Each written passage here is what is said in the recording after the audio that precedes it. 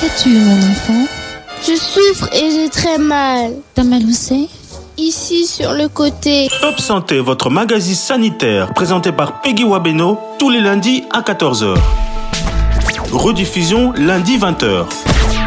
Pour tout contact, top santé topcongo@gmail.com ou contactez-nous au 082 280 1500. Top Congo FM, elle a tout d'une grande.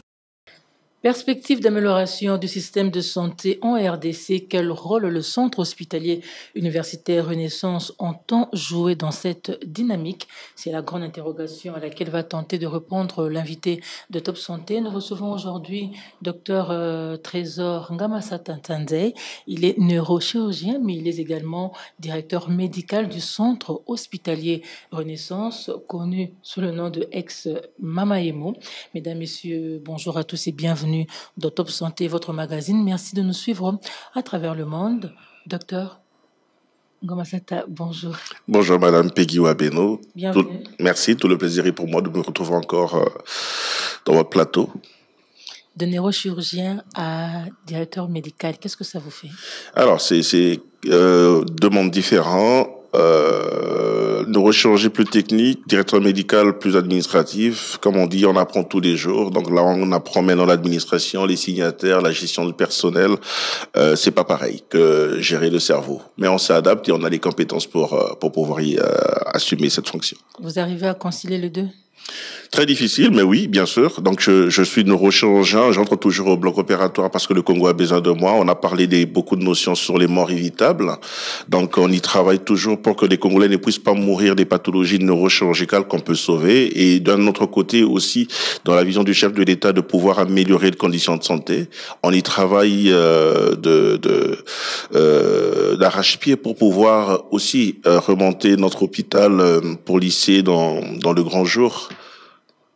Vous êtes médecin, directeur médical, voilà, du centre hospitalier universitaire Renaissance. Oui. Alors, comment se porte le centre? Alors, le centre hospitalier se porte très très très bien. Là, on est dans cette phase de décollage où il y a beaucoup de secousses, effectivement. Mais actuellement, le centre hospitalier est dans le monde de digitalisation, dans le monde de bancarisation, dans le monde de centralisation. Et effectivement, le secousse va bouger un peu tout le monde, mais sinon, il se porte très très bien.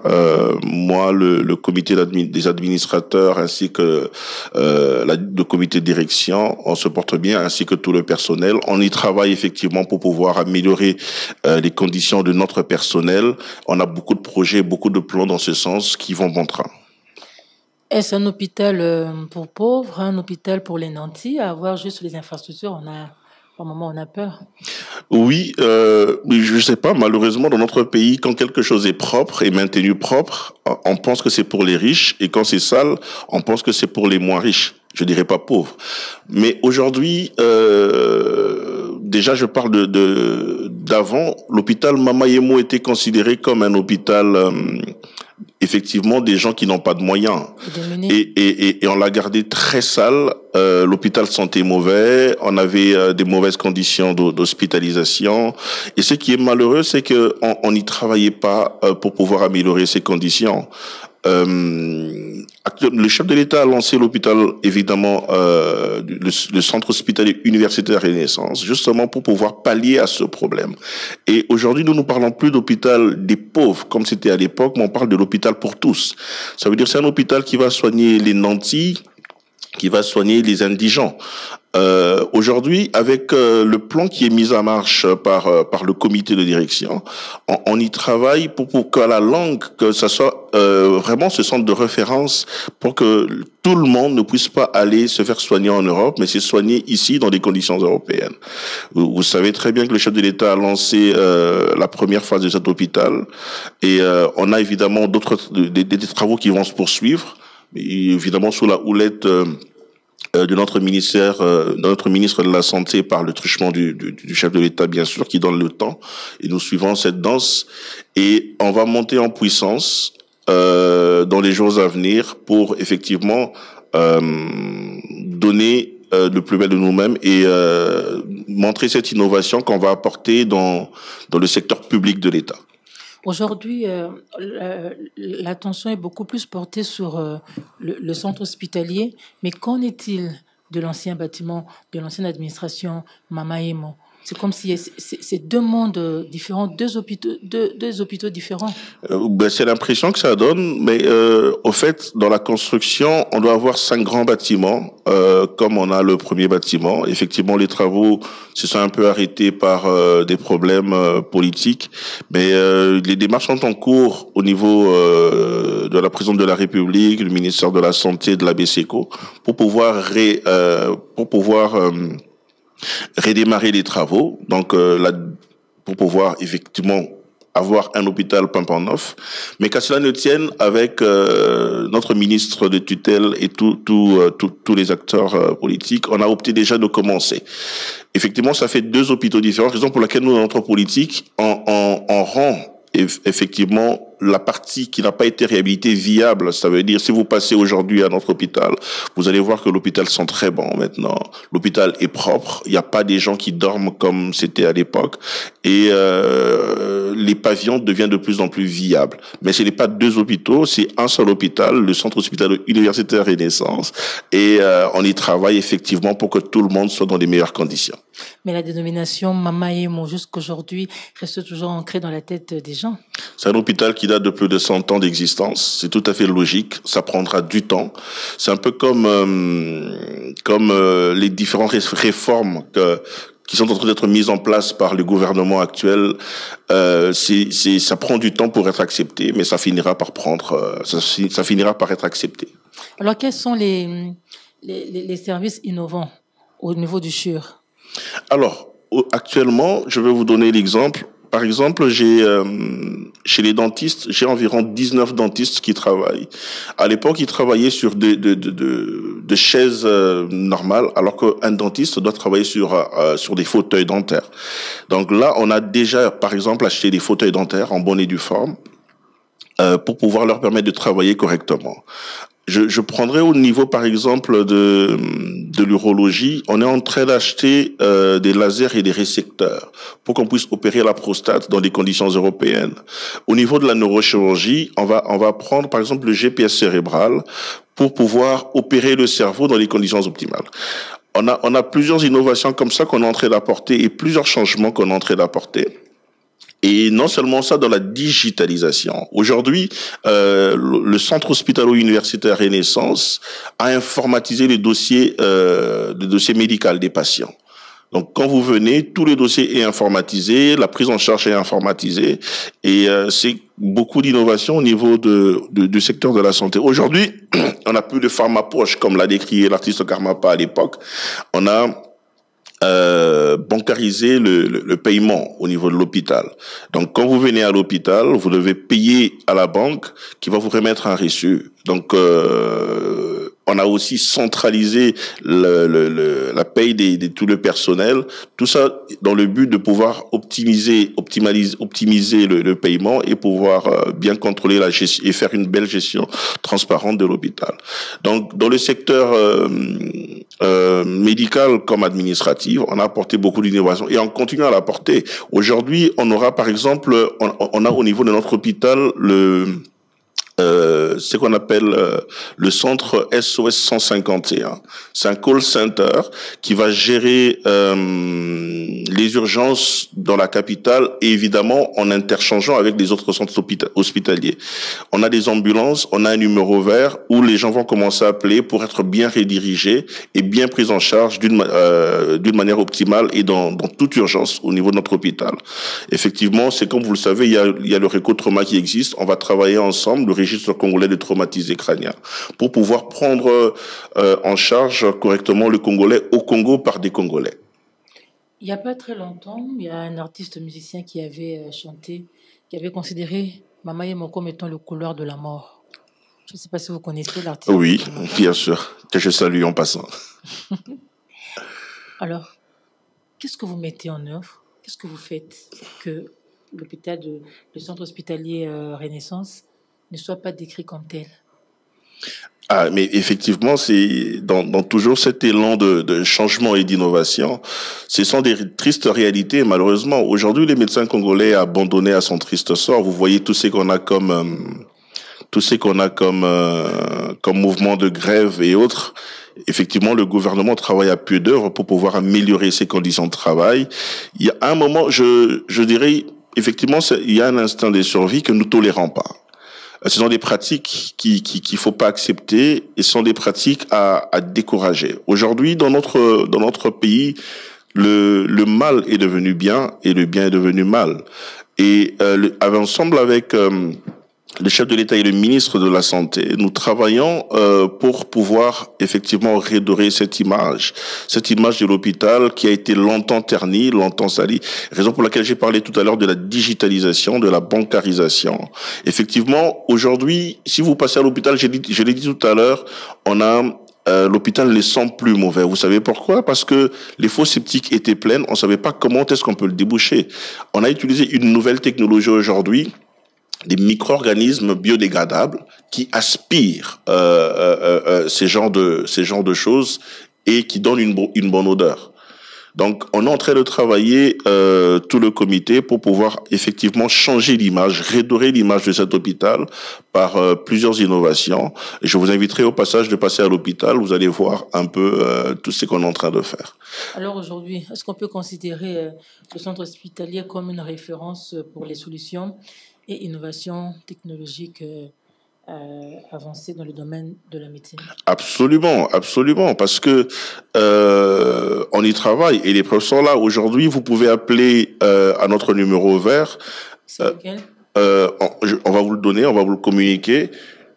Une ambulance, par exemple, qui va quitter l'hôpital pour aller chercher un patient et dans des conditions optimales. On a des ambulanciers qui sont en cours de formation et d'autres qui sont déjà formés pour pouvoir prendre en charge cela. Et on est en train d'y travailler effectivement avec tous les acteurs politiques pour pouvoir arriver à satisfaire notre population. Quand vous dites que vous êtes en train d'y travailler, concrètement, vous faites quoi? Concrètement, on a un plan de travail, un plan d'aménagement dans les innovations. En fait, on veut que notre centre hospitalier soit réellement universitaire, déjà, et aussi une référence dans les urgences. Quand vous avez des numéros vers un call center qui fonctionne 24 heures sur 24, vous pouvez appeler moyennant un faible coût ou carrément gratuit, selon ce que le ministère de tutelle va nous accorder, pour pouvoir prise en charge d'une manière optimale. Beaucoup des traumatisés crâniens, on va travailler sous forme de polarisation. Ok, on sait que si vous êtes par exemple à Bibois et que vous appelez, on va vous rediriger dans tel hôpital pour être pris en charge. Et en fonction de ça, on va pouvoir mieux soigner nos compatriotes qui meurent. Vous voyez comment est-ce qu'on a des accidents de moto tous les jours. Vous voyez comment est-ce que il y a ce que moi j'appelle des morts évitables. Quelqu'un qui tombe sur une moto, il saigne du cerveau, il faut l'opérer dans les 6 heures. Si vous l'opérez pas dans les 6 heures, il va mourir, alors que ce monsieur peut devenir une grande personnalité de ce pays demain et impacter positivement notre population. Mais est-ce que l'hôpital aujourd'hui, le centre hospitalier aujourd'hui, répond aux besoins de la population en matière de soins de santé? Oui, bien sûr, parce que vous allez voir, c'est comme je l'ai dit, on a d'abord tous les départements et tous les services qui travaillent. On a fait beaucoup de rénovations, surtout au niveau des urgences. On soigne tout le monde. Comme je l'ai dit, c'est un hôpital pour tous. On reçoit et les nantis et les démunis. Vous avez dit que c'est trop propre, ça fait peur les gens quand ils viennent. Maintenant, là. Donc, on soigne tout le monde, mais on les encadre dans des normes qui sont bien mises en place par l'autorité de tutelle. Alors, quel est le plateau technique de l'hôpital? Ouais. Alors là, notre ministre de tutelle a vraiment mis la main dans la pâte pour pouvoir équiper notre centre hospitalier universitaire d'une très belle technologie qui est en train d'être mise en place. Donc là, on a des blocs opératoires dans des conditions internationales qui sont en train de finir, surtout avec la couverture de santé universelle où le chef de l'État a insisté là-dessus. déçus.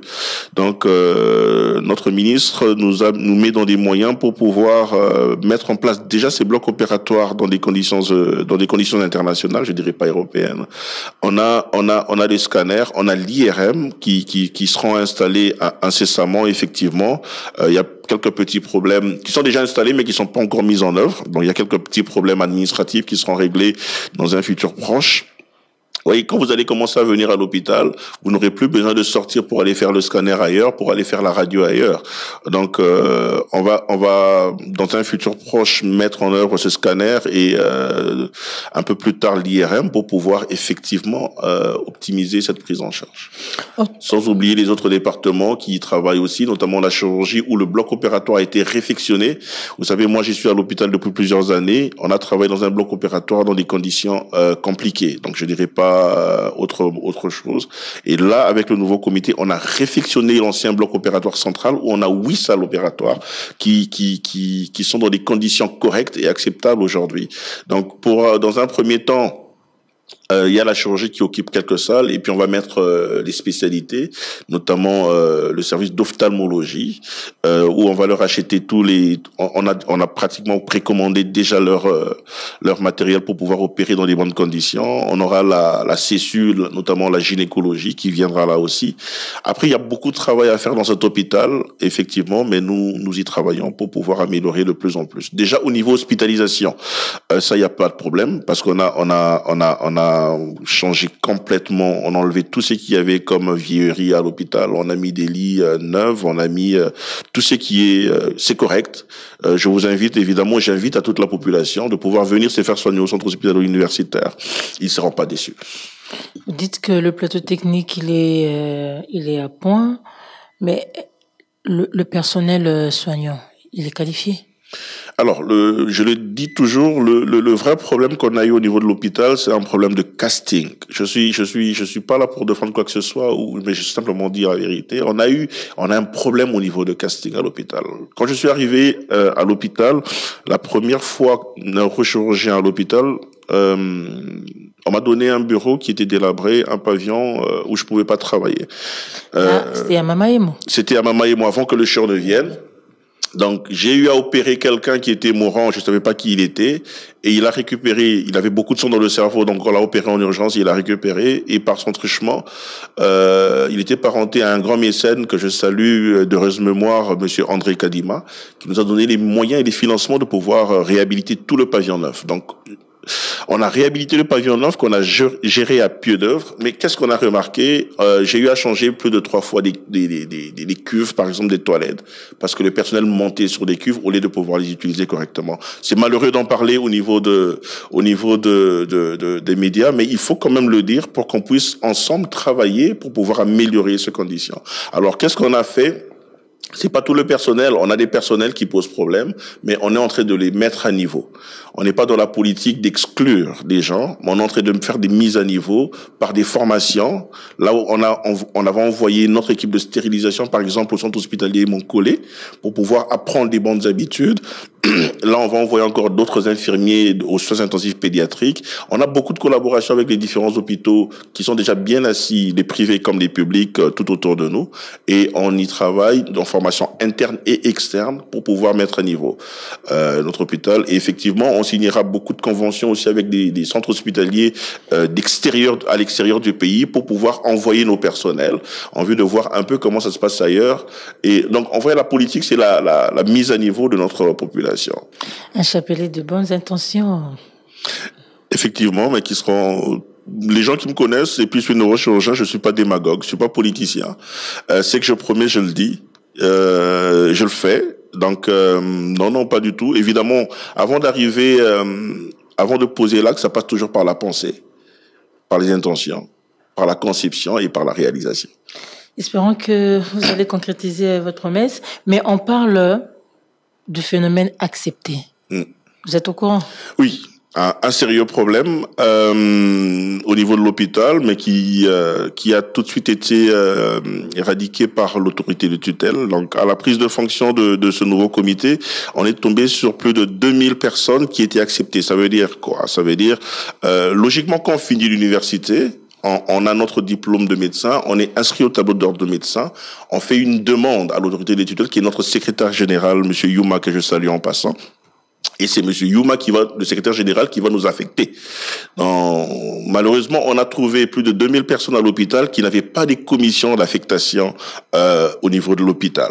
Alors, on a posé la question, ils ont dit ils sont pas médecins de l'hôpital, mais donc ils peuvent pas continuer à prester au niveau de l'hôpital, et on leur a demandé gentiment de pouvoir aller au niveau du secrétaire général et de prendre leur affectation et partir.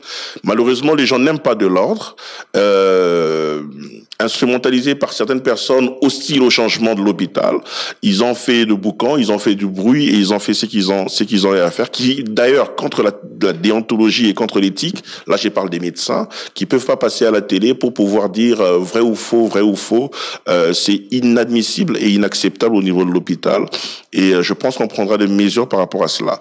Mais tout médecin qui est affecté à notre centre hospitalo-universitaire est accepté, et le comité n'a pas le droit de refuser un médecin qui est accepté par notre autorité des tutelles, qui est le secrétariat général. Donc c'est une bonne mise au point qu'il faut faire. Je demande à tous les acceptés de partir, demander leurs affectations. D'autres seront affectés selon le besoin effectivement des différents hôpitaux. On peut vous affecter dans une province. On a besoin des médecins ailleurs. Et puis voilà. Aujourd'hui, notre hôpital souffre d'un surpeuplement au niveau de l'hôpital. Actuellement, quel hôpital? Le centre hospitalo-universitaire. On a un surpeuplement de l'hôpital. C'est un hôpital, quand c'était Mamayemo à l'époque, il y a cela 30 ans passés, on avait plus de 2000 lits. Et moi, j'ai eu à voir beaucoup des publications de l'hôpital en international. Actuellement, avec la réforme et les changements et les constructions, on est à moins de 350 lits. Moins de 350 lits pour plus de 4000 personnels, c'est quasiment inadmissible. Raison pour laquelle vous allez voir qu'on a du mal à payer nos personnels. On fait beaucoup d'efforts pour qu'ils soient payés à temps, mais ils sont pas payés correctement et à juste valeur. On y travaille effectivement pour pouvoir l'améliorer. Mais si on doit ajouter plus de 2000 personnes encore, comment est-ce qu'on va s'en sortir? Et hormis ça, la plupart des phénomènes que vous avez entendus, des malversations ou des choses horribles de l'hôpital, c'était commis par ces genres de personnes. Et vous voyez par vous-même ce qui s'est passé dans les médias. Un médecin ne peut pas se comporter de cette manière, parce qu'un médecin, c'est un monsieur. Un médecin, quand il y a un problème, il passe pas par les médias pour résoudre le problème. Il y a des institutions et il y a des organes habilités pour résoudre le problème d'un médecin. Donc, ce sont des médecins qui ont terni l'image de l'hôpital alors qu'ils sont même pas reconnus à l'hôpital. Et ça sera une bonne mise au point. Le comité est en train de travailler avec l'ordre des médecins de l'hôpital pour pouvoir trouver des mesures y afférentes. Alors, quel rapport y a-t-il? Quel est le rapport entre le comité de gestion avec les mouvements syndicaux enregistrés? Parce que dernièrement, il y a eu des problèmes au niveau du CHUR. Oui, effectivement, on a eu à gérer un problème. Bon, malheureusement, c'était pas un problème, parce que déjà, tout est parti sur un document qui a été publié par un cabinet d'avocats.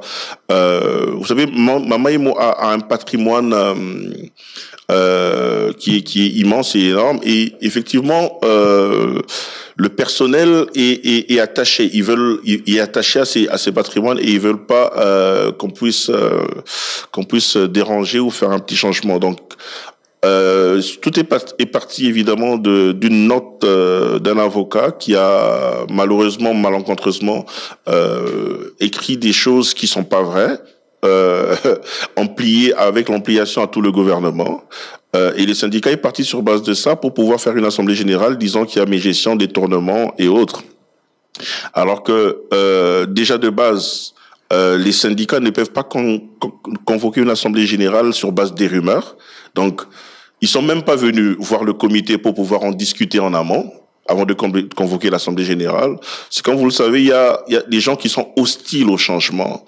Et il y a des gens qui pensent que le centre hospitalier universitaire doit être dirigé par juste un groupe de personnes ou un clan ou quelque chose comme ça. Ils sont pas d'accord effectivement qu'il y ait des changements de la profondeur jusqu'au jusqu'au superficiel. Donc, ils ont eu à faire ce genre de mouvement, mais ça a été tout de suite géré avec la main du maître, avec des discussions qui sont entamées, notamment avec l'arbitrage de notre secrétaire général, qui est venu effectivement à l'hôpital pour faire une bonne mise au point. Et je pense que tout le monde est tenu à carreau. Il a dit et il a répété que les médecins ne sont pas là pour siffler, pour casser les bâtiments. Ils sont là effectivement pour travailler. Et les médecins qui vont siffler, qui vont casser les bâtiments, qui vont tenir de propos qui sont pas à leur place, le règlement d'ordre intérieur et ainsi que le secrétaire général va s'en occuper. Donc nous faisons que notre travail et nous comprenons. Vous savez, aujourd'hui le centre hospitalier universitaire ex-Mamaimo, moi je compare ça à la RDC. À la RDC où on a des voisins qui sont hostiles à notre développement. Vous avez vu aujourd'hui par exemple le Rwanda, il s'est dit qui produit le coltan alors qu'ils n'ont pas d'endroit où ils peuvent puiser le coltan. Donc ils viennent puiser le coltan chez nous et après quand notre armée par le truchement du président de la République réagit, ils sont en train de crier qu'on est en train de les agresser. Donc c'est exactement la même chose, ce qui se passe à l'hôpital. Mais évidemment, comme le chef de l'État l'a dit, on est dans la résilience, on est dans le travail et on est dans cette optique-là au niveau de notre comité à Mamaemo et on y travaille. On y travaille. J'ai plus de 500 médecins. C'est une frange de 15 médecins qui sont très bien identifiés, qui est en train de s'aimer un peu de ces genres de troubles et on va s'en occuper le moment venu. Mais ces médecins ont quand même acquis une certaine expérience. Malheureusement, en fait, le problème, c'est vraiment ça. C'est ce qui est dommage. Ils ont beaucoup d'expérience au niveau de l'hôpital. Ils devraient plutôt accompagner et discuter quand il y a des problèmes. Malheureusement, ils ont choisi la violence, la force, casser, faire des forcings. Et nous ne sommes pas dans cette optique de choses. Vous savez, on a découvert des médecins qui passent la nuit à l'hôpital.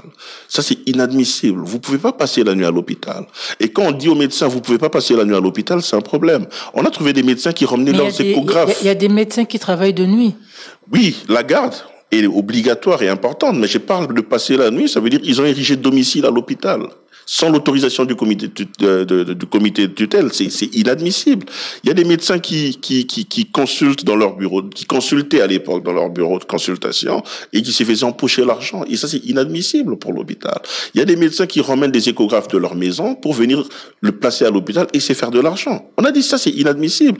Et tout ça, ça ne peut pas plaire aux gens. Il y a des médecins je suis pas venu pour accuser qui que ce soit, mais je parle juste des mauvaises pratiques dont on a eu l'habitude de pouvoir accomplir au niveau de l'hôpital, qui sont inadmissibles. Et quand vous arrêtez tout ça, il y a des médecins qui ont pris même qui ont érigé des restaurants à l'hôpital. C'est inadmissible. Dans l'hôpital, vous mettez des kiosques et vous vendez. Mais quand on dit non, on peut pas avoir des kiosques au niveau de l'hôpital. On enlève ça et ça pose problème. Et il dit non, du coup, ça, on peut pas accepter et on doit casser l'hôpital et on doit militer, écrire, avec toutes sortes d'ampliations jusqu'au niveau du président de la République pour pouvoir chasser ce comité. Donc, ce sont des médecins qui veulent rester dans l'informel, ils veulent rester, ils veulent pas le développement de l'hôpital, ils veulent pas qu'on puisse effectivement décoller. Et on a l'accompagnement évidemment de notre ministre, du secrétaire général, pour pouvoir leur mettre hors d'état de nuire. Parce que l'hôpital doit décoller. Et j'ai parlé des turbulences dans mon entrée de jeu. Il y aura des turbulences, mais quoi qu'à cela ne tienne, on va décoller pour pouvoir être cette vraie référence, non seulement nationale, mais aussi internationale. Mais ne pensez-vous pas qu'avec toutes ces mesures que vous prenez, vous n'allez pas détériorer le climat social ? Oui, en fait, si le climat social, c'est l'injustice, c'est le désordre, c'est le format proche, ça pose problème. Mais si le climat social, c'est la paix, c'est le dialogue, ça nous arrangerait. Est-ce qu'on doit continuer à laisser le Rwanda piller le coltan de ce pays pour dire on doit améliorer le climat social et laisser nos Congolais à l'est du pays être tués pour le climat social? C'est vraiment la part de choses qu'on doit devoir faire. Nous sommes dans l'ordre, dans l'organisation, dans la transparence. Ils vont nous accuser. Aujourd'hui, par exemple, la paye des médecins est organisée par les médecins eux-mêmes avec les administratifs. Quand l'argent est là, on leur dit voilà l'argent, faites votre répartition. Et moi, personnellement, en tant que directeur médical, je suis ça parce que j'ai demandé à ce que dans les innovations, on puisse, je veux voir comment est-ce que la prime et les honoraires de médecins vont commencer à augmenter, et je le suis effectivement de la main du maître. Donc mon souci et notre souci, moi j'étais longtemps à Mama, et moi je vais vous dire, pour vous choquer un tout petit peu, avant que ça devienne sûr, moi je n'ai jamais touché un prime de rendement de plus de 30 000 francs congolais dans cet hôpital. Aujourd'hui, ma prime de rendement a été multipliée par 5.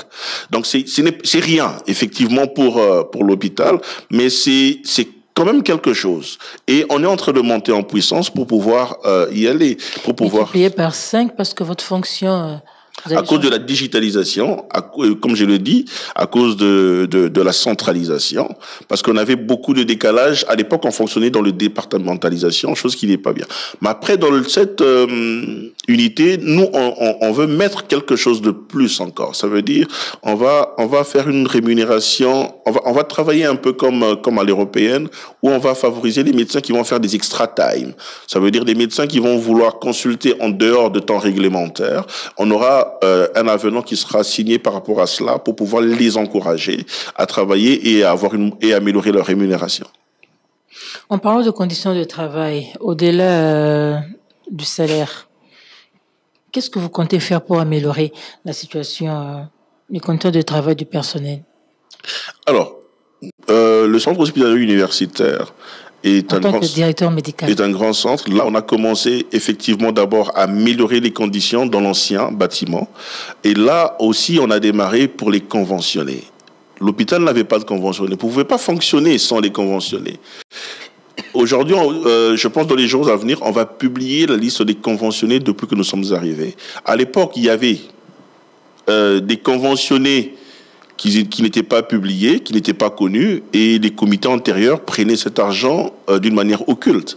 Aujourd'hui, nous, on travaille, on montre aux conventionnés ce qu'on peut apporter comme soins, et ils sont en train de mordre. Déjà, quand on a beaucoup de conventionnés, on va améliorer nos conditions de travail et les conditions de différents honoraires. Ça, c'est déjà un aspect des choses. Et autre chose, en interne, on va décourager d'une manière vigoureuse les mauvaises pratiques qui se passent au niveau de l'hôpital. Certes, qu'on n'arrivera pas tout de suite, mais avec le temps, et on va pouvoir les démanteler et pouvoir canaliser correctement nos ressources. Alors, docteur Trésor Ngamasseta, je voudrais parler un peu de la prise en charge au centre hospitalier universitaire Renaissance. Comment ça se fait? D'abord, par les consultations, comment ça se fait? On vient, on arrive, concrètement? Alors, on a effectivement les consultations externes. On a un bloc de consultation qui est géré d'une manière générale par un coordonnateur de consultation. Donc, quand vous arrivez, selon que vous êtes conventionné ou vous êtes non conventionné, vous allez prendre un jeton. Tout est digitalisé, et ensuite on va vous prendre des signes vitaux et vous allez vous poser à la salle d'attente et vous allez entendre votre numéro affiché et vous allez partir dans le box concerné. On a un planning évidemment de consultation qui est divulgué au travers déjà de notre site Centre hospitalier universitaire Renaissance, mais aussi dès que vous arrivez, on vous le dit. Si c'est une urgence, vous venez directement aux urgences. Il y a une équipe dédiée pour pouvoir vous hospitaliser, vous prendre en charge. Si on va vous hospitaliser, vous garder pour 48 heures, on vous le garde sur place. Si on doit vous monter à l'étage, on vous monte à l'étage tout de suite.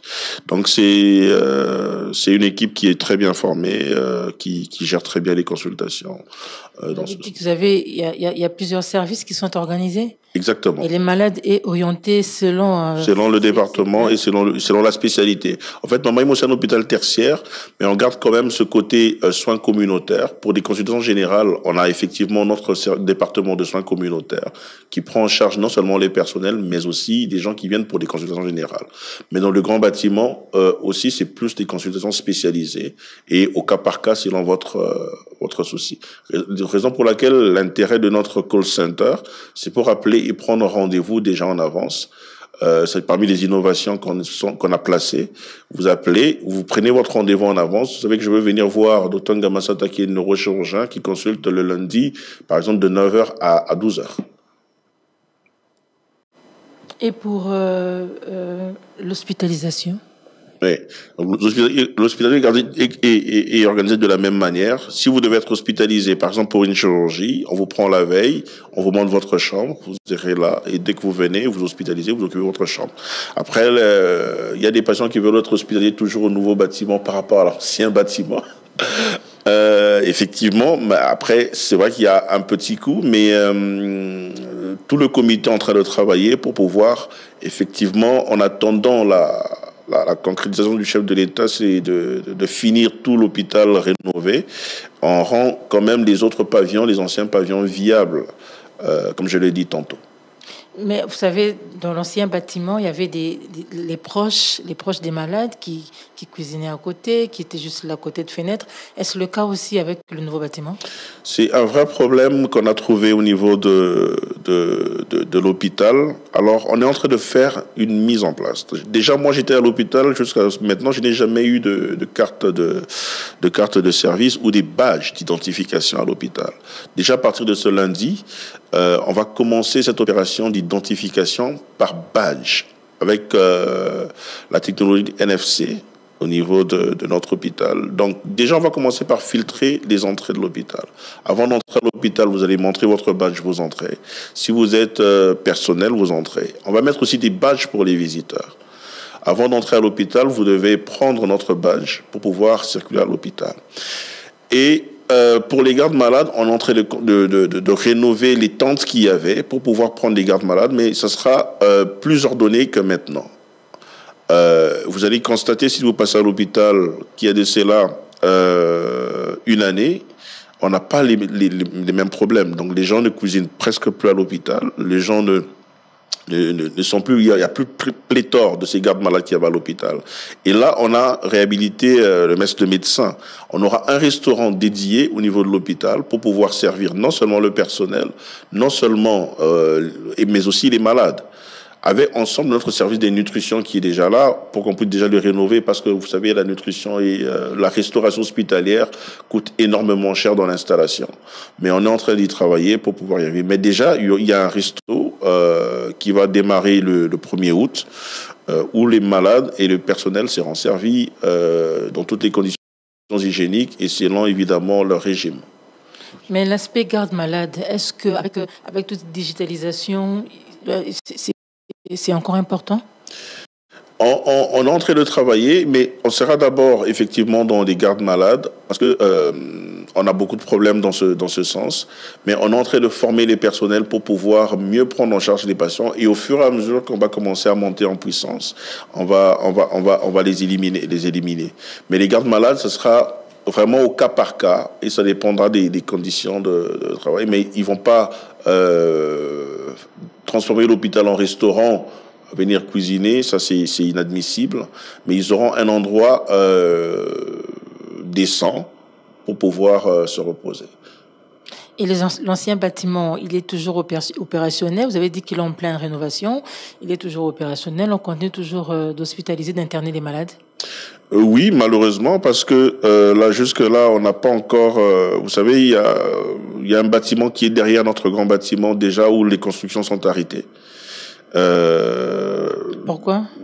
Bon, parce qu'il y a un souci, je pense, entre la coordination et l'entrepreneur, alors qu'il a déjà ramené tout le matériel qui sont là, qui sont en train de moisir, il attend son paiement pour pouvoir continuer. Et ce sont des vrais problèmes qu'on a à l'hôpital. Et ça, c'est pas notre niveau, c'est au niveau de la BCECO, c'est au niveau... et ça, je demanderai quasiment au chef de l'État. Évidemment, les ministres fournissent beaucoup d'efforts pour pouvoir décanter cette situation, mais si le chef de l'État peut s'y pencher. Parce que moi, je reviens toujours à son premier discours lors de l'accession au pouvoir, où il avait dit, il va transformer Mama Yemo. Et il a déjà donné le temps, et nous aimerons qu'il puisse aller jusqu'au bout. On a comme l'impression que Mama Yemo, c'est un hôpital à deux vitesses. À deux têtes, effectivement. Raison pour laquelle le comité est en train de travailler en attendant la concrétisation de la rénovation totale de l'hôpital à rendre ces pavillons viables. Parce que on a beaucoup de patients, on peut pas travailler seulement sur un seul bâtiment. Logiquement, on devait avoir 5 bâtiments comme ça. Vous voyez, un hôpital de 2000 lits, vous le réduisez en un seul bâtiment ça pose problème. Raison pour laquelle on veut pas que d'autres personnes soient comme dans comme au paradis et d'autres comme en enfer. Et on est en train de travailler effectivement pour pouvoir... Déjà, le problème de garde-malade dans le nouveau bâtiment est réglé. Quand je parle de garde-malade, c'est plus dans l'ancien bâtiment. Vous voyez, donc c'est ça le vrai problème. Mais le comité, avec nos maigres moyens que nous avons, nous sommes en train de travailler pour améliorer les conditions dans l'ancien bâtiment, en attendant effectivement la finition de notre hôpital. Et face à l'urgence de la situation, quelles sont vos priorités? Ben, nos priorités, c'est ça. Donc, on mène des démarches, effectivement, pour demander à l'autorité des tutelles de pouvoir finir les bâtiments. Et notre priorité, c'est pouvoir repeindre ces bâtiments, arranger les sanitaires, mettre une climatisation adéquate, le lit et les matelas pour pouvoir mieux accueillir nos patients. Donc, on part de deux côtés. Du côté de notre patron, qui est le gouvernement, qui est la présidente de la République, et de l'autre côté, on travaille en local avec nos faibles moyens. Docteur Trésor Ngamassata, vous êtes le médecin, le directeur médical. J'ai tendance à dire médecin directeur. C'est normal. On doit s'habituer à ce genre d'appellation parce qu'il y a beaucoup d'innovation dans ce sens. Voilà. Aussi. Vous êtes donc le directeur médical du CHUR. Alors, quelle est votre vision? Alors, ma vision est que le CHUR puisse finir. Vous savez, je suis pas la première personne ni la dernière personne à ce poste. Et à chaque fois que je passe quelque part, j'aime laisser une bonne empreinte positive. Vous allez passer à l'hôpital, demander comment est-ce qu'on a géré de la main du maître. Vous connaissez les faiblesses et les forces parce que vous étiez déjà en tant que neurochirurgien. Oui. Donc, vous allez demander mon service. Comment ça a été géré jusqu'avant qu'on puisse casser le pavillon neuf, on l'a géré de la main du maître. Et aujourd'hui, il y a des gens qui peuvent dire non, ce neurochirurgien, il avait laissé quelque chose au niveau de l'hôpital. Moi, mon souhait est de travailler plus sur les conditions de travail et entre autres la rémunération des médecins. Des médecins, non seulement des médecins, les infirmiers, les administratifs, de tout le personnel. Parce que on avait beaucoup de fuites d'argent. On n'avait pas de conventionné. Et j'aimerais que quand je vais quitter ce poste, qu'on puisse dire, le directeur médical, pas seulement moi, je parle au nom du comité, le DG et tout le comité d'administration. Ce comité, ils ont travaillé pour améliorer nos conditions de travail. Raison pour laquelle je vous ai dit que je demande chaque mois qu'on me donne la courbe des honoraires et des prestats et des primes de rendement pour que je puisse voir comment est-ce que ça va monter en puissance. Et je suis sûr qu'on va arriver à boucher tous les trous et à canaliser tout l'argent au niveau de l'hôpital. J'aimerais laisser un hôpital innovant. J'aimerais laisser un hôpital avec la technologie de pointe. Raison pour laquelle on y travaille. Je vous ai parlé de résécteur, je vous ai parlé de la neuronavigation. Et vous voyez, imaginez, j'ai plus de 40 radiologues à l'hôpital qui savent pas travailler. Le scanner ne fonctionne pas, l'IRM ne fonctionne pas. Ils n'ont pas d'échographe adéquat, ils n'ont pas des radiologues adéquats. Et on y travaille pour pouvoir les équiper. Parce que quand vous devez payer ces gens... Et vous allez les équiper quand la maladie n'attend pas? La maladie n'attend pas. On a déjà des solutions partielles trouvées, mais on veut des solutions à long terme pour pouvoir leur permettre de travailler et d'être rémunérés correctement. Là déjà, je n'ai pas parlé de l'endoscopie. C'est un service qui n'existait pas à l'hôpital. Aujourd'hui, l'hôpital a 3 endoscopes pimpant neufs. On va faire de l'endoscopie interventionnelle au niveau de l'hôpital, dirigé par le chef de département, Dr Lousset. On a déjà tout aménagé et ça coûtait ce que ça coûtait, mais c'est parmi les innovations. Aujourd'hui, à notre hôpital, on fait aussi de la dialyse péritonéale. Ce sont des innovations qu'on a apportées qui n'existaient pas à l'hôpital. Donc, excusez-moi, peut-être ça va revenir d'autres. Il y en a beaucoup qu'on est en train de faire. Et j'aimerais, quand je vais quitter ce poste, que les gens me disent ne pars pas. Que les gens me disent reste. Mais malgré moi, je partirai parce que j'aurai accompli ma mission. Donc, en gros, c'est ça. Je n'ai pas envie de me faire aimer par les gens qui veulent des pharmapoches, par les gens qui veulent la corruption. Je veux me faire aimer par les gens qui aiment le travail, qui aiment l'innovation et qui aiment le changement. Alors, en parlant des mouvements de grève, vous savez que ça sent mal dans le secteur de la santé. Il y a des professionnels de santé qui menacent d'aller en grève. Ils observent une grève minimum, un service minimum, mais comptent sécher carrément le service.